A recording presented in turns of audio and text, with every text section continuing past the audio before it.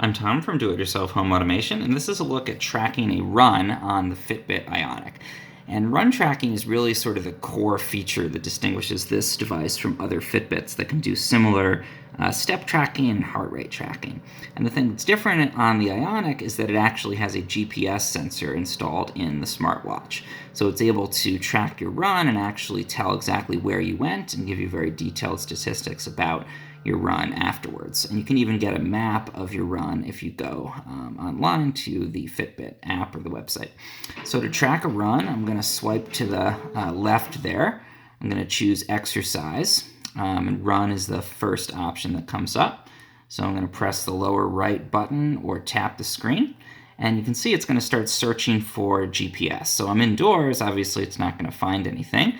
I can still start the run, and as soon as it gets GPS signal, it will lock in and it'll start to track using the satellites in addition to just the sensors on the watch itself. So I'm going to press play here.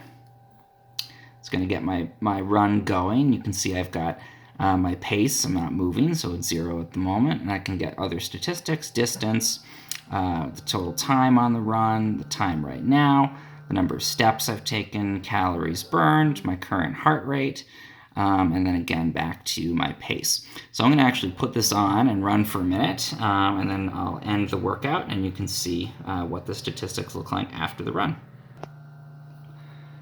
Okay, so I just completed my brief test run here, and then I just say to end the exercise, and it's going to pop up.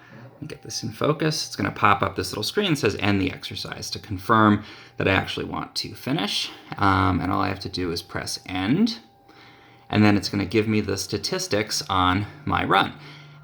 So, I did about 3 minutes, including that little time when I was talking about the features. So not a super long run, but I did about 0.17 miles on there. My pace, obviously terrible because I spent most of the time talking about the watch in the beginning, but that would give you your pace there so you could see what your mile time would be. My average heart rate was only 94 BPM. My max heart rate when I was actually running and not talking was 130 BPM. So I wasn't running super fast, but obviously if you're sprinting or something, you can get that up to whatever your target training range is.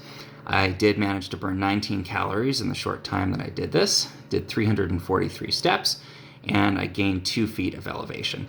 So those are the kinds of statistics you can get about a run using the Fitbit Ionic. And again, with that lock-in to the satellite, when you start to run and you're outdoors, so I did have to go outdoors to get that to lock, then you get a very precise distance. And also, again, you can go into the Fitbit app and pull up the actual map of the run. So you can save those and see where you ran on a particular day. You can see pace data, you can see all of these kinds of statistics.